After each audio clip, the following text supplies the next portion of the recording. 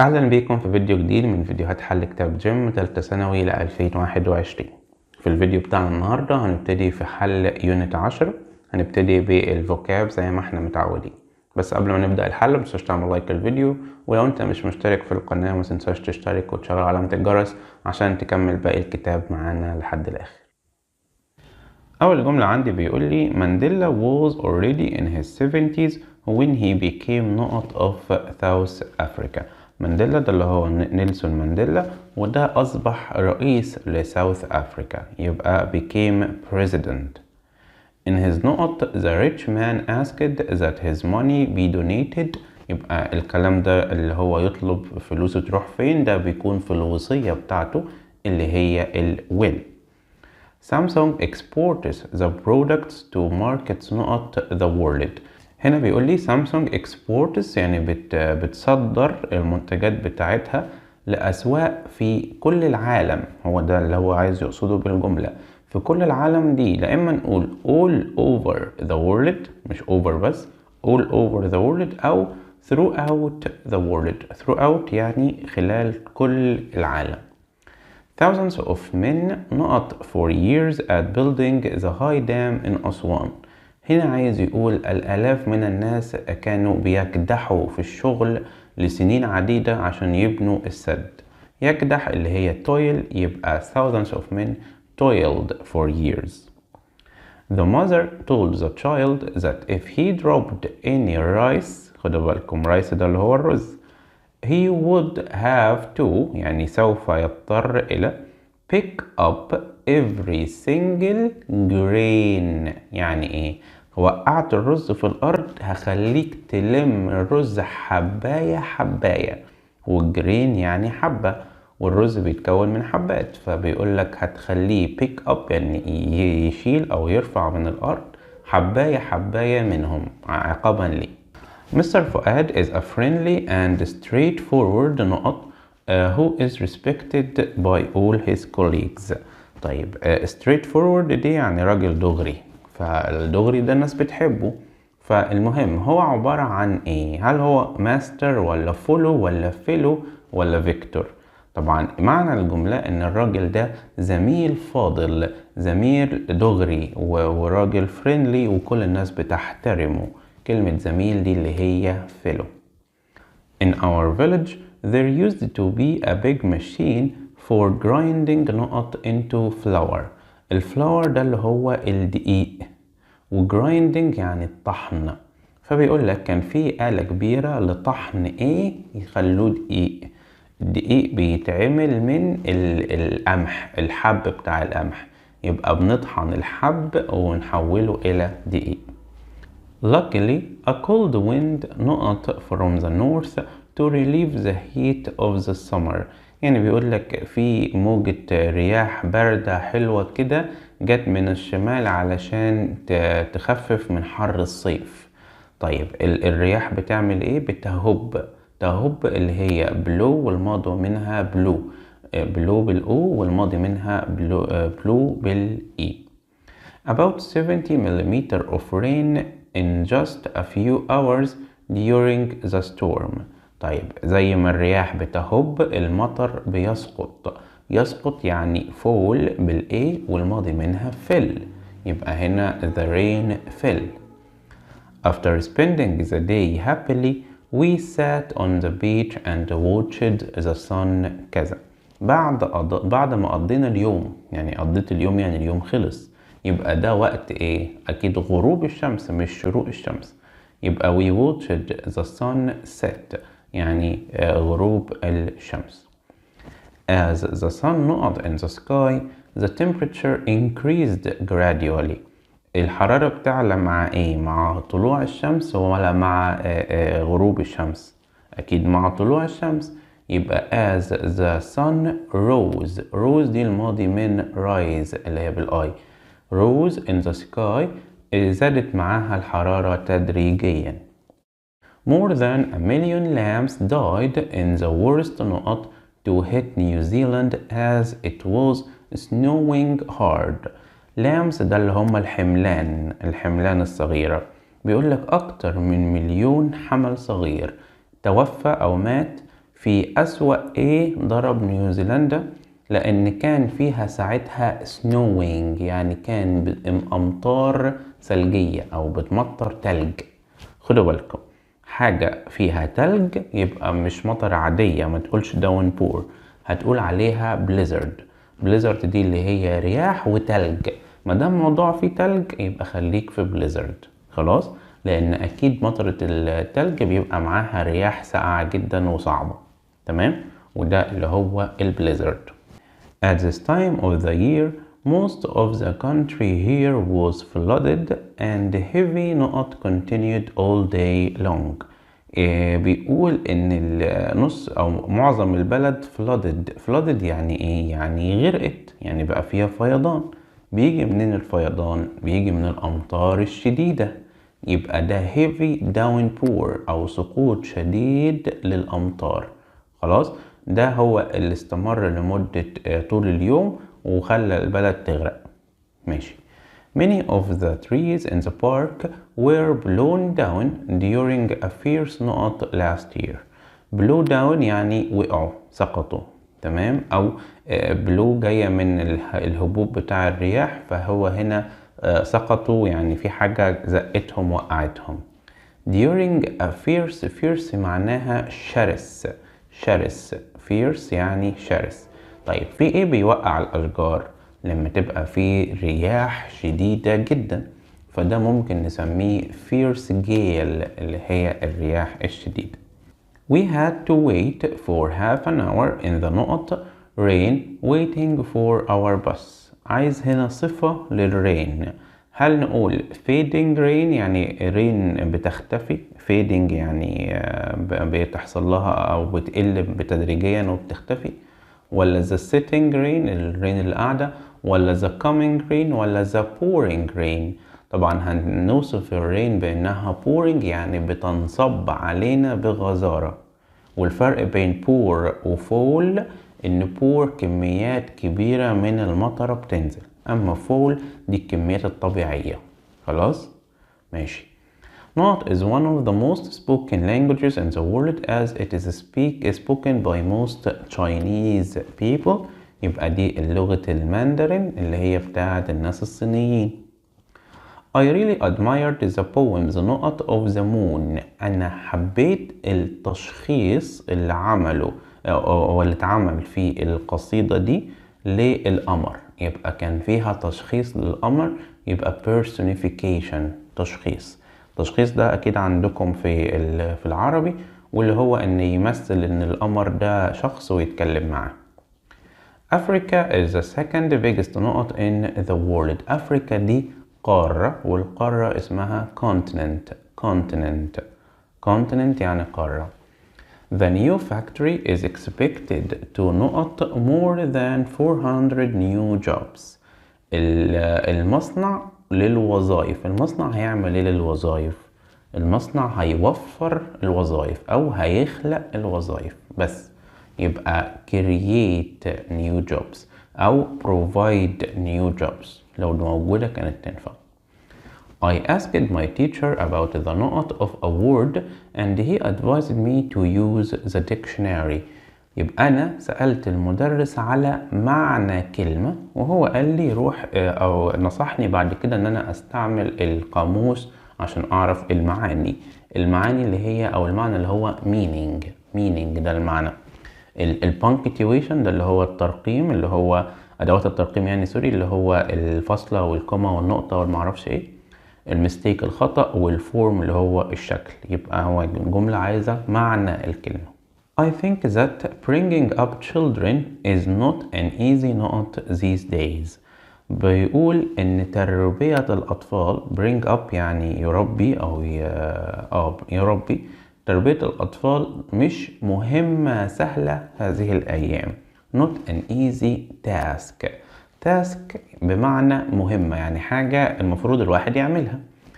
اللي عايز يعرف الفرق بين تاسك وورك وبروفيشن هيلاقيهم في الفيديو اللي هيظهر في الكارد ده، الفيديو بتاع اللانجوج نوتس.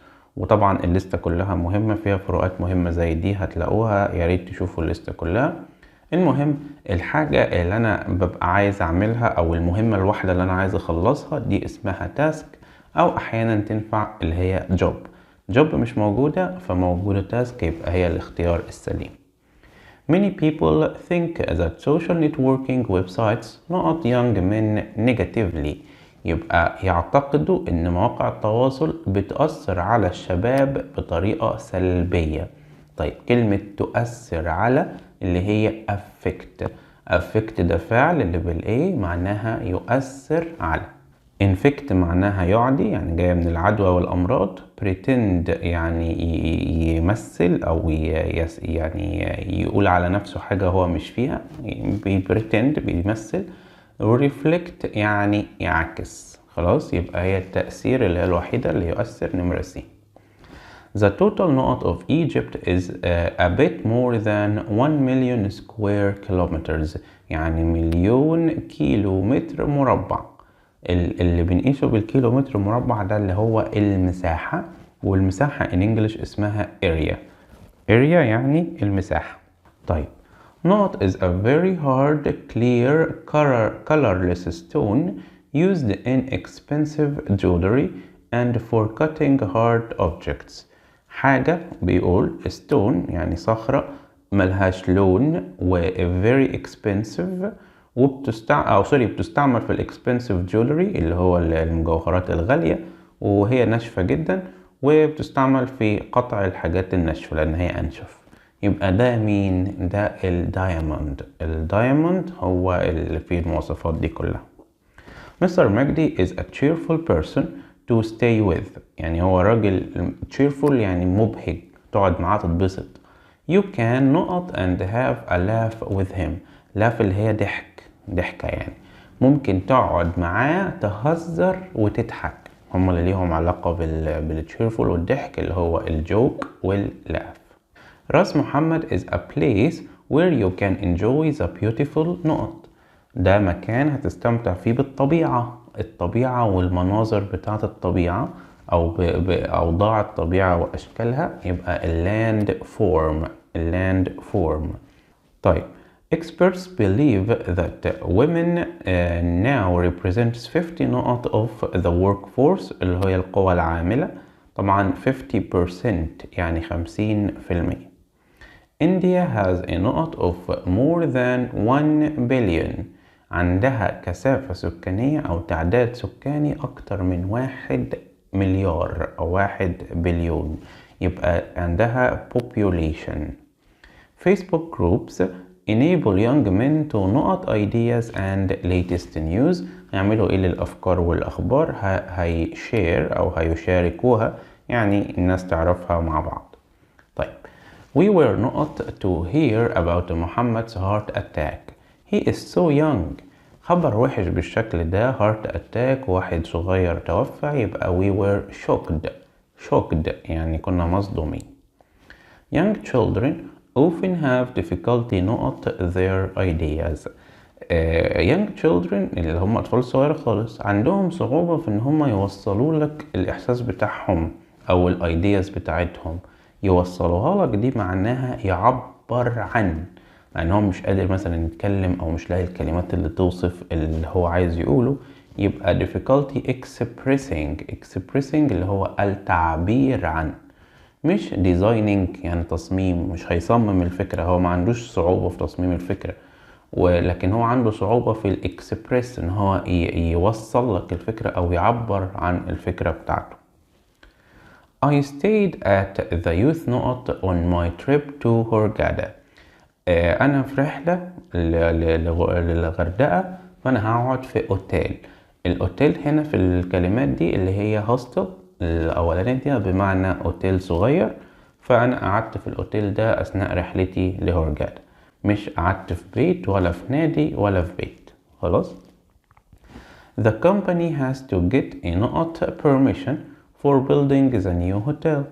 شركة لازم تحصل على تصريح رسمي لبناء الأوتيل.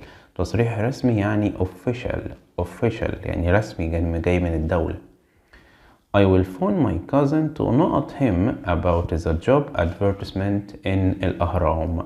انا هكلمه علشان اخبره او اقوله على الاعلان بتاع الوظيفة اللي نازل في الجورنال. يبقى to inform him. inform معناها يخبر ويجي بعدها مفعول به. say ما يجيش بعدها مفعول به. و questionnaire ده استبيان، و inquire ده يسأل، ودول بوظوا معنى الجملة خالص. يبقى inform معناها يخبر. The new magazine is mainly addressing نقط between 13 and 19. طبعا ده سن اللي هو بتاع teenagers المراهقين. Mr. Salim was chosen to نقط the company at the conference. هيعمل ايه للشركة في الكونفرنس؟ هيمثلها represent يمثل. The report provides نقط ideas about the new treatment for the disease. التقرير فيه أفكار جديدة، يعني fresh ideas، مش أفكار مطبوخة ولا أفكار نية raw أو خام، ولا أفكار تقليدية folk اللي هي folk music. طبعا لا، هي أفكار fresh يعني أفكار جديدة أو أفكار كويسة للعلاج بتاعة المرض. You can't phone أحمد now. It's after كذا. امتى نقول ان الوقت اتأخر مثلا وما ينفعش تتصل بحد؟ لو مثلا عدى نص الليل هنقول الوقت كده اتأخر. It's after midnight. عشان كده ما ينفعش تكلم أحمد. طيب، نقط is the way in which your voice rises or falls when you speak. اوكي، الكلمة دي اسمها intonation. الانتونيشن دي اللي هي اختلاف طبقات الصوت اثناء الكلام. يعني ايه؟ يعني وانت بتتكلم مع حد وتبقى excited كده فصوتك بيعلى وتتكلم بسرعة كده، هو فاهم ان انت excited او حاسس انك excited. بتتكلم بهدوء وصوتك واطي باين انك متضايق مثلا، فالإحساس العلو والنزول بتاع الصوت ده او التغيير في طبقات الصوت وفي طريقة الكلام ده اسمه intonation. ودي حاجة بتبقى في الكلام او يعني في الطبيعي بتاع الكلام، وبتساعد اللي قدامك يفهم اللي انت عايز تقوله او قصدك منه. تخيل واحد بيتكلم كل الكلام بنفس التون زي الكمبيوتر كده، لو بتخليه يتكلم فهتحس انك مش قادر تطلع منه اي مشاعر خالص. فالانتونيشن دي اللي هي الحركة اللي احنا بنستعملها من غير ما نقصد، اللي هو اختلاف طبقات الصوت او طبقات الكلام. باقي الكلمات innovation معناها ابتكار، repetition معناها تكرار، reservation معناها حجز. طبعا كلهم ما ينفعوش. هي annotation اللي هو بتاع ارتفاع الصوت ونزول الصوت. After he got his promotion, his job نقط is head of marketing. بعد الترقية أصبحت الجوب تايتل بتاعته أو المسمى الوظيفي بتاعه أصبح مدير أو رئيس التسويق. طيب، before booking a ticket to أسوان، قبل حجز تذكرة لأسوان، I called the station to نقط about train times. يبقى أنا اتصلت بالمحطة علشان إيه؟ أسأل عن مواعيد القطر عشان أقدر أحجز. أسأل عن دي اللي هي inquire about. دايما inquire دي مشهور مع حرف الجر about، معناها يسأل عن.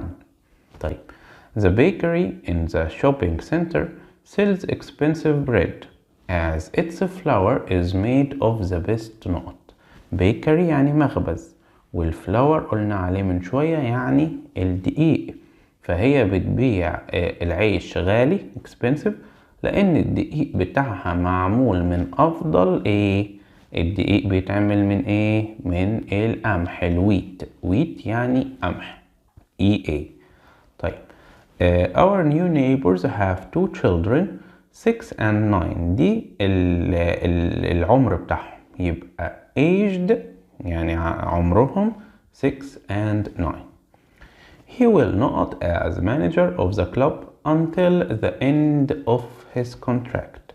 خدوا بالكم، حتى نهاية العقد بتاعه، يبقى هو هيظل مدير لحد نهاية العقد.